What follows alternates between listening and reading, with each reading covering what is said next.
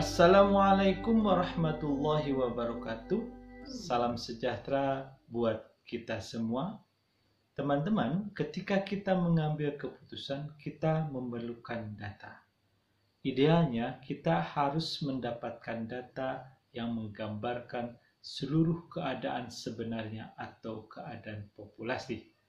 Namun demikian, kenyataan di lapangan tidak bisa seperti itu. Dan kita hanya mendapatkan sebagian data saja, atau yang biasa kita kenal sebagai hasil dari proses yang disebut dengan sampling. Pada kali ini kita akan membahas beberapa alasan kenapa harus atau dapat dilakukan sampling dibandingkan dengan menggunakan sensus. Teman-teman, inilah beberapa alasan kenapa sampling harus atau dapat digunakan. Teman-teman, sebelum kita membahas mengenai alasan-alasan kenapa sampling itu dilakukan, kita pahami dulu bahwa ketika kita berhadapan dengan populasi, jumlahnya bisa sangat banyak, kita akan mendapatkan di sini data secara keseluruhan. Maka analisis yang kita lakukan cukup statistika deskriptif saja. Jadi kalau semua nilai dari populasi sudah diketahui, tidak ada lagi yang perlu ditaksir, tidak ada lagi yang perlu diuji hipotesisnya. Maka semua tinggal dijelaskan saja. Nah, namun kalau kita tidak mampu untuk mendapatkan semuanya, maka kita lakukan sampling dengan memilih sebagian dari anggota atau unit-unit yang ada di populasi. Dan kita dapatkan sampel. Dari sampel, nanti kita akan dapatkan nilai-nilai yang kita sebut sebagai statistik untuk menaksir perilaku atau nilai sebenarnya yang ada di populasi di mana sampel tersebut diambil. Mari sekarang kita bahas satu persatu kenapa, alasan-alasan apa saja yang menyebabkan kita bisa melakukan sampling.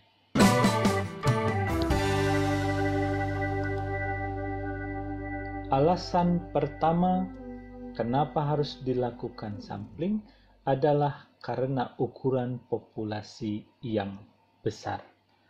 Kalau kita perhatikan bahwa sebenarnya jika ukuran sampel semakin mendekati ukuran populasi, maka statistik yang diperoleh dari sampel akan semakin mendekati nilai parameter di populasi sebenarnya. Namun demikian, karena unit observasi yang semakin banyak memiliki konsekuensi akan meningkatkan intensitas pekerjaan dalam pengumpulan datanya, maka ini harus menjadi perhatian penting kita. Jumlah yang banyak tersebut bisa juga disebabkan karena jumlahnya terus-menerus bertambah, seperti aliran air atau deretan mobil-mobil yang ada di jalan tol. Untuk kasus seperti ini, bagaimana dan apa yang kita lakukan? Maka kita harus melakukan pendefinisian atau membatasi populasi dengan pasti, sehingga kita bisa tahu mana yang akan termasuk ke unit populasi dan mana yang tidak. Alasan kedua kenapa dilakukan sampling pada umumnya ialah karena keterbatasan biaya atau budget. Bayangkan sekarang kalau kita misalkan memiliki populasi yang di dalamnya ada 5.000 unit observasi. Sedangkan diketahui misalnya biaya penelitian adalah 250.000 per unit observasi. Kalau kita hanya memiliki budget sebesar 100 juta untuk penelitian tersebut, maka unit yang dapat diobservasi hanya 400 unit saja dari 5.000 unit yang ada di populasi. Alasan selanjutnya kenapa sampling digunakan adalah biasanya karena keterbatasan waktu. Sekarang bayangkan kalau kita hanya memiliki 10.000 unit observasi saja dalam sebuah populasi, kemudian waktu observasi per unit adalah 30 menit atau setengah jam. Kemudian waktu observasi lapangan yang tersedia hanya 10 hari kerja saja. Dan kita misalnya hanya memiliki waktu efektif per harinya adalah 7 jam. Maka dengan demikian jumlah responden yang diperoleh itu hanya 14 orang per hari untuk satu enumerator. Kalau kita misalnya memiliki 2 enumerator, maka unit yang dapat diobservasi adalah 2 kali 10 hari kali 14 per hari, yaitu hanya 280 unit observasi saja. Alasan selanjutnya yaitu yang keempat, karena keterbatasan sumber daya yang terlibat dalam pengumpulan data yang kita laksanakan. Misalkan kita punya populasi yang diteliti adalah 100.000 unit.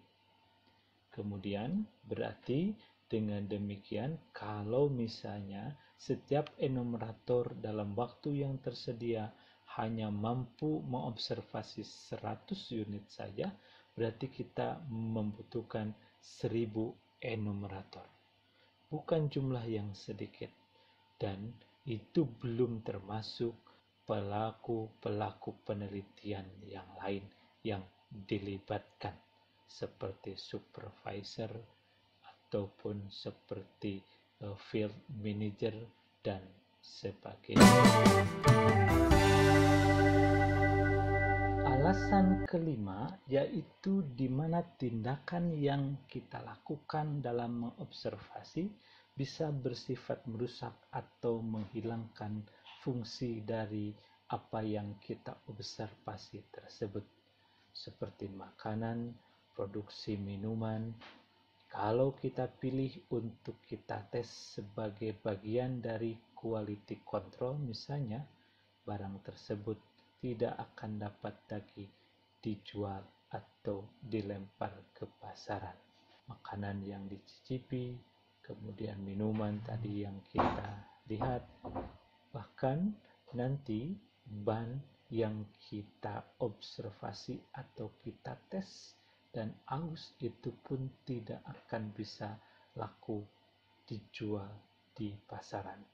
Kemudian juga ada bisnis seperti bom ataupun dinamit yang ketika dicoba untuk efektivitas fungsi yang dihasilkannya, itu pun tidak bisa semua dilakukan dengan sensus, tetapi harus kita lakukan dengan sampling. Karena kalau semuanya kita uji atau periksa, tidak ada yang dapat dijual ke pasaran satupun, dan itu bertolak belakang dengan tujuan dari bisnis tersebut dijalankan. Teman-teman, pertimbangan yang keenam adalah karena aspek homogenitas dari unit populasi. Apabila kita memiliki ukuran sampel tersebut akan semakin sedikit diperlukan jika kondisi populasi dari sisi karakteristik yang diobservasinya semakin homogen. Sebaliknya, berarti kalau semakin heterogen, maka semakin banyak sampel yang diperlukan. Sebagai contoh, bahwa dalam 1 ml darah itu ada sekitar 20 tetes. darah orang dewasa itu sekitar 4,5 sampai dengan 5, liter atau minimal ada 4.500 ml atau setara dengan 90.000 tetes darah. Kalau kita melakukan tes golongan darah, itu hanya menggunakan 4 tetes saja atau sekitar 4 dari 90.000, yaitu 0,0044%. Dengan kata lain, karena keinginan untuk mendapatkan nilai akhir pada akhir semester pun sangat homogen, yaitu ingin mendapatkan nilai terbaik yaitu A, kalau bisa A+, maka kalau teman-teman mengadakan penelitian nilai apa yang harus ataupun nilai apa yang ingin didapatkan oleh mahasiswa, tidak perlu ditanya ribuan mahasiswa yang ada di populasi. Cukup ditanya 2 atau 3 orang saja. Jawabannya pasti sama karena homogen. Demikian tadi teman-teman bahasan tentang beberapa faktor yang memungkinkan dilakukannya sampling. Mudah-mudahan bahasan tadi bermanfaat dan menambah pemahaman teman-teman. Kalau memang bermanfaat, silahkan dibagikan kepada teman-teman yang lain. Mudah-mudahan jadi ilmu yang barokah bagi kita semua. Terima kasih banyak atas perhatiannya. Wassalamualaikum warahmatullahi wabarakatuh.